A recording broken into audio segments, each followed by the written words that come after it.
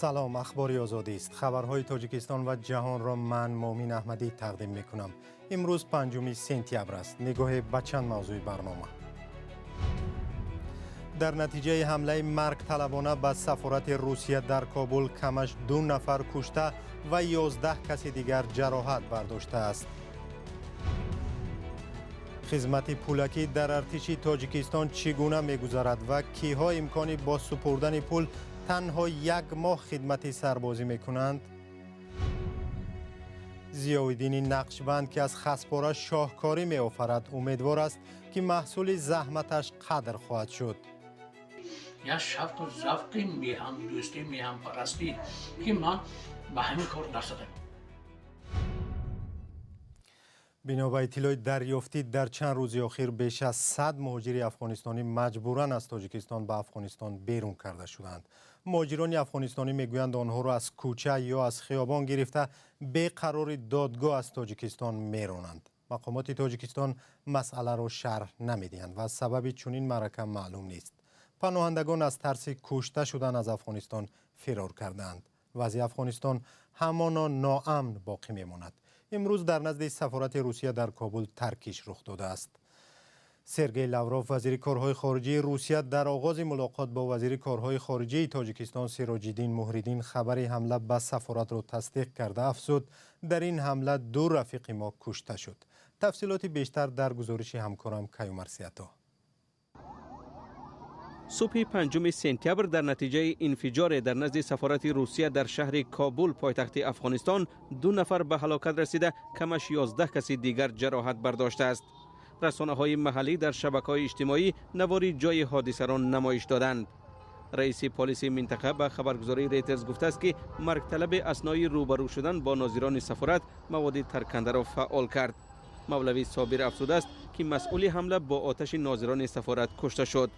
خبرگزاری ریا نووستی روسیه نوشته است که هنگام ترکش مردم زیادی در درآمدگاه سفارت منتظر گرفتن روادید سفر به روسیه بودند. ریا نووستی از قبل ساکنان محله ابراز داشته است که در ترکش احتمال از 15 تا 20 کس کشته و یا زخمی شدند. دعوت تیرماهی به ارتش تاجیکستان از 1 اکتبر امسال آغاز خواهد شد. شکایت‌ها از جلب مجبوری جوانان به ارتش از حال صدا می‌دهد. سال گذشته در تاجیکستان قانون خدمت آلترناتیوی قبول شد که جوانان با پرداخت پول تنها 1 ماه در ارتش خدمت می‌کنند. وزارت مدافعه گفته است که بیش از 1000 نفر برای خدمت در ارتش پول سپردند. تفصیلات در گزارش همکارم براد یوسفی و سرویناز روح الله. وزارت مدافعه تاجیکستان از جلب 1200 جوان به خدمت حربی پولکی خبر می‌دهد. حجم پول‌های پرداخته آنها که در دایره دعوت بهاری ادای خدمت می‌کنند بیشتر از 32 میلیون سومانی بوده است.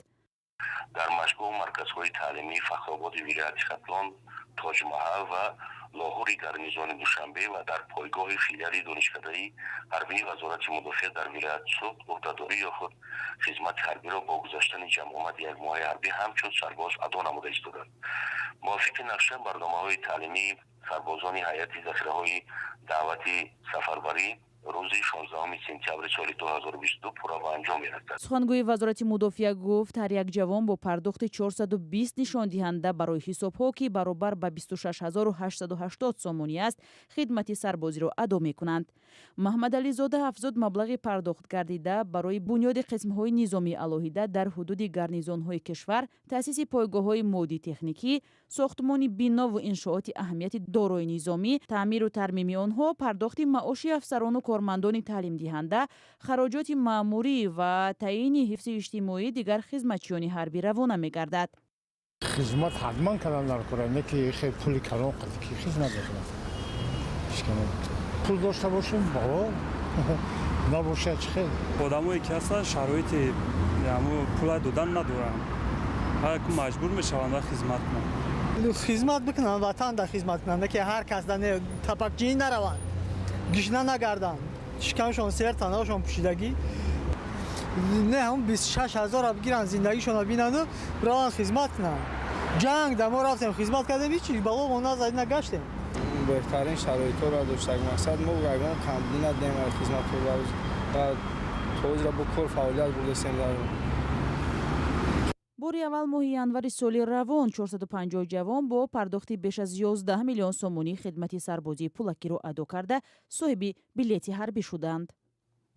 моҳи январи соли 2021 парлумони тоҷикистон қонун дар бораи ӯҳдадориҳои ҳарбӣ ва хидмати ҳарбиро дар таҳрири нав қабул кард ки тибқи он минбаъд шаҳрвандони сину соли даъватӣ метавонанд бо супоридани маблағи муайян ва адо кардани хидмати якмоҳаи ҳарбӣ ба сафи эҳтиётии қувваҳои мусаллаҳи тоҷикистон шомил гарданд. мақомоти тафтишоти Эмомалӣ Холов ҳамкори пешини Иззат Амонро дар ҳамкорӣ бо созмони дар Тоҷикистон мамнӯи гурӯҳи 24 муттаҳам карданд. пештар ӯ ба даъвати оммавӣ барои амалӣ намудани тундгароӣ бо истифода аз расонаҳо ё интернет гумонбар мешуд. Эмомалӣ Холов дар охирҳои моҳи июл аз як боздоштгоҳи муваққатии Курски Русия нопадид ва пас аз 2 рӯз аз боздоштгоҳи дар Душанбе ошкор шуд. мақомоти тафтишотии Тоҷикистон дар посух ба хабарҳои рабуда шудани ӯ ва ҳам айбномаи эълоншуда хабар надоданд. ҳамкорам Мирзонабии Холиқзод ин мавзӯъро пайгирӣ дошт ва дар студия бо мост. Мирзонабӣ, тафтиши парвандаи Эмомалӣ Холов ба кадом самт равон аст? салом Момин, салом бинандагони гиромӣ. Азбас ки тафтиши парвандаи Эмомалӣ Холов хеле пӯшида ҷараён мегирад ва як моҳе ки таҳқиқи он идома дорад, танҳо наздиконаш андаке хабар доранду бас. ба кадом самт ҳаракат кардани онро тахмин задан хеле душвор аст. ва Дилором Боймуҳаммедова ҳамсари Эмомалӣ Холов аз Русия рӯзи 2 сентябр ба Радиои Озодӣ гуфт мақомот ӯро бо ҷурми дигар, яъне ҳамкорӣ бо гурӯҳи бисёр айбдор карданд, вале вай ин айбномаро беасос ва тӯҳмат медонад. ва ҳамсараш мегӯяд рӯзе ки дар як бозоштгоҳи Русия нопадид шуду баъдтар дар Душанбе пайдо шуд, инак як моҳ мегузарад, вале ба хишовандон иҷозаи мулоқотро бо Эмомалӣ Холов намедиҳанд. пайвандонаш мегӯянд ки мақомоти тафтишотӣ ба наздикон суҳбат намекунанд ва аз ҳолу аҳволи вай хабар надоранд ки тафтишот дар чӣ шароит сурат мегирад. онҳо мегӯянд вақте мехоҳанд барояш вакили мудофиъ бигиранд, ҳар вакил бо парвандааш шинос мешаваду аз ҳимояти Эмомалӣ Холов даст мекашад. ضمناً ما با یک نماینده مسئول گروه 24 هم درباره همکاری امامعلی خلوف با این سازمان سوال دادیم و کاملا رد کرد و گفت درباره او بعدی بازداشتش که دزدیده به تاجیکستان برده شده است از طریق رسانه ها آگاه شده. اما گمان یا جرم اول در نسبت او یعنی دعوت عمومی برای عملی نمودن تندگرایی با استفاده از رسانه ها یا اینترنت بود، همین طور نه؟ کاملا درست. با همین گمان او را هنوز ماه می سال 2021 در غیبش گمانبر اعلام کرده و از مقامات روسیه درخواست استردادش را کرده بودند که با همین جرم تسلیم مقامات دوشنبه شد. امامعلی خلوفی 30 ساله زاده ناحیه دنقره است. چند سال باز در روسیه کار زندگی داشت و در مرکز تاجیکان زیر رهبری عزت امان اختیاری و رضاکار بود و در عهد پاندمی کرونا ویروس به مهاجران درمانده مدد کرده است و طور نزدیکانش میگن حتی نوارهای ویدیویی کمک امامعلی خلوف به مهاجران نیازمند در مسکو در دست تفتیشات بوده است. میرزونبی از زمانی بازداشت و محکوم به زندان شدن عزت امان خیلی وقت میگذارد. آیا هنوز هم افرادی که با او در سازمان مرکز تاجیکان همکاری کردند تعقیب میشوند؟ همکاران سابق عزت امان و حامیان حقوق میگویند که هنوز هم مقامات انتظامی تاجیکستان تعقیب را ادامه میدهند و درخواست‌ها برای استرداد همکاران او به تاجیکستان وجود داشته است. مثلا بختاور جمعیف، سهراب جهان و حسین ایشانقلوف از حقوقشناسای این سازمان از افزایش فشار با خود و نزدیکانشان در داخل کشور شکایت کرده بودند و هنوز هم این فشارها ادامه دارد. آنها میگن نماینده مقامات خانه به خانه میگردند و با ادعای آنکه فرمان از بالاست و پرسش دعوت میکنند و میگن فرزندانتون رو بگویید از روسیه برگردد، از جوابگری آزاد میشد، ولی اینها به این حرفا باور ندارند. و تنها یک نفر محمد خان ایگاموف همکار عزت امان که با اتهام قلابی در حجم مخصوصاً کلان عیبدار میشد در آخرهای ماه ایول سال روان با پرداخت جریمه از جوابگری آزاد شد و به مسکو برگشت. تشکر میرزونبی. بیننده گرامی، ساعت پخش برنامه‌های تلویزیونی رادیوی آزادی از روز 1 اکتبر تغییر می‌یابد. از آن روز به بعد پخش مستقیم برنامه اخبار آزادی ساعت 19 و یا 7 شام به وقت دوشنبه و ساعت 17 به وقت مسکو آغاز می‌یابد. لطفاً یادداشت کنید و به دوستانتان هم برسانید و با رادیوی آزادی بمانید. نقاش یا نگارساز از شهر پنجکین تصمیم گرفته است که به زودی اسطوره‌های شاهنامه ابوالقاسم فردوسی را با خسپاره تصویر کرده به نمایش میگذارد. ضیاءالدین میرزایف خود را از نخستین رسامان میداند که در تاجیکستان به این نوع هنر راه آورده و تلاش رواج دادن آن را دارد. در جریان کار او همکارم فرزان محمدی به دیدار رفت و اثرهایش را به نوار گرفت. این خانه پنجمی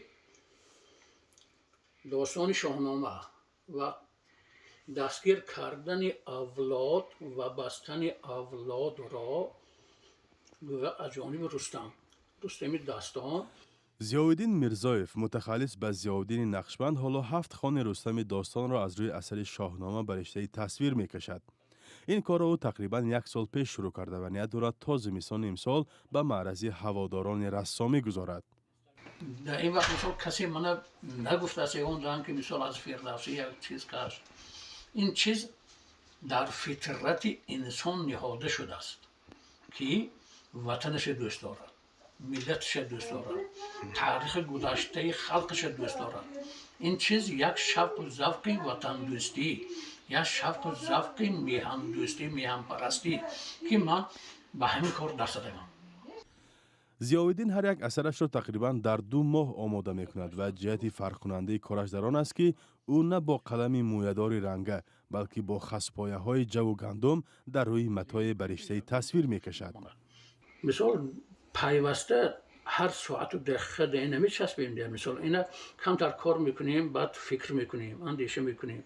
بغیر از این در اینجا رسم باید که روشنی آمدنش، تاریکی، پرسترانس و مثال جا به جا شوی، همین چیزهای مثال از اون چیزی که خوانده بودیم در کالا هست، همین چیزهای استفاده میکنیم همینجا.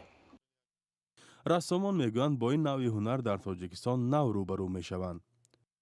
این البته این طور هنر بود در دیگر کشورها هستند، لیکن در تاجیکستان نادر است و باید خودشون چخیلی که گفتن یک مکتبی نویست برای تاجیکا. جریان کار ضیاءالدین نقشبند آسان نیست. از درویدن خسپایه گندم و جو تا آماده کردنش با محلول های گوناگون زحمت زیاد می طلبد. و میگوید برای آفریدن یک اثر صدها سامانه مبلغ صرف می کند، ولی حالا بر عوض تقریبا 40 اثرش فایده به دست نآورده است.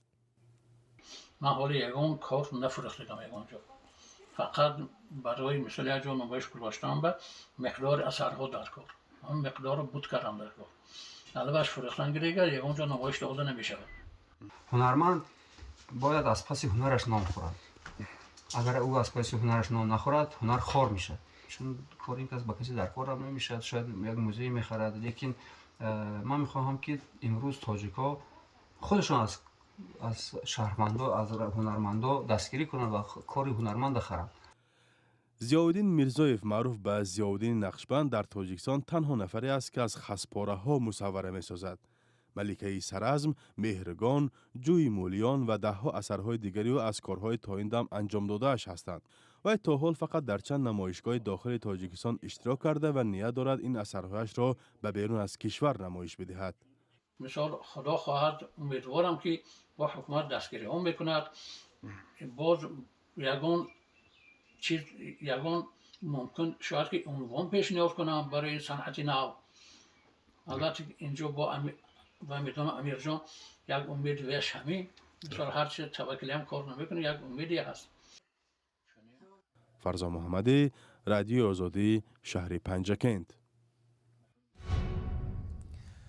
کمیته روابط خارجی سنت آمریکا از مقامات تاجیکستان خواسته است عاملان آزار و اذیت خبرنگاران رادیو آزادی را در کشور به جوابگری کشند. این کمیته روز 2 سپتامبر در توییتر نوشت که ترس دادند و حمله علیه خبرنگاران اصلا قابل قبول نیست.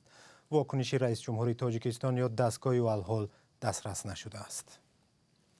پایان اخباری آزادی. خبر و عکس و ویدیوهای بیشتر را هر لحظه می توانید در سامانه آزادی و صفحه های رادیو آزادی در اینستاگرام، فیسبوک، تلگرام و توییتر پیدا کنید. خوب و خوش و کامگار. خدا نگهدار.